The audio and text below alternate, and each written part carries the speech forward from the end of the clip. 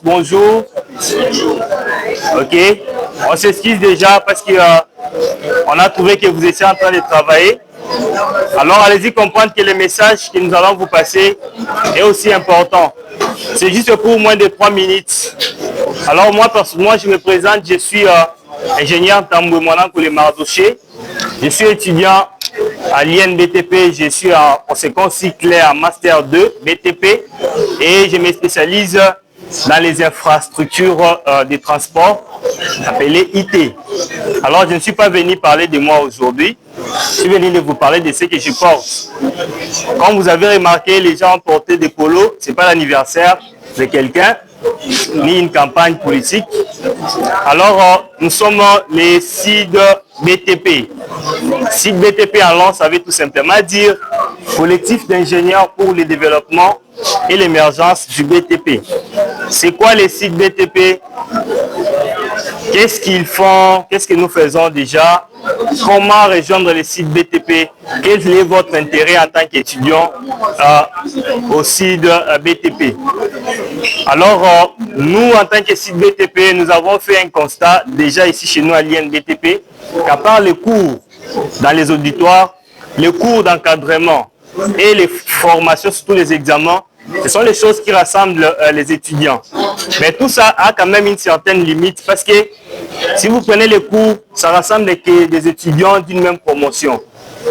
Si vous prenez le cours d'encadrement, ça rassemble que des étudiants ayant un souci, soit il veut faire une interro, un TP ou un examen, soit il veut renforcer la matière parce qu'il n'a pas bien compris dans l'auditoire.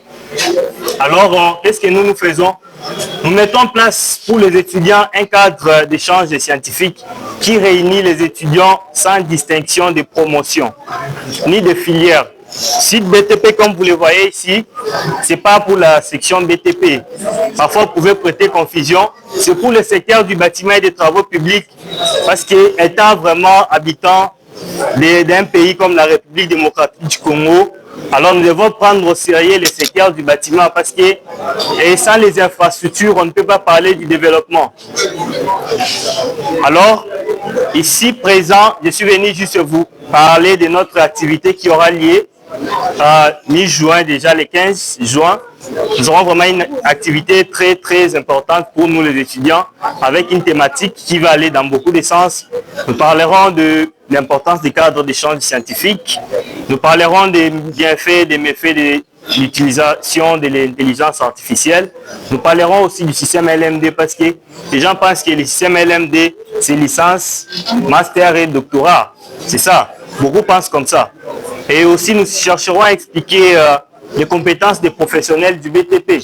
Parce qu'ici, si on demande ce qui est un ingénieur, beaucoup n'auront pas vraiment de définition claire. Alors, comment vous voulez devenir quelque chose dont vous ne savez pas définir? Nous devons tous être conscients qu'un ingénieur a l'obligation des résultats.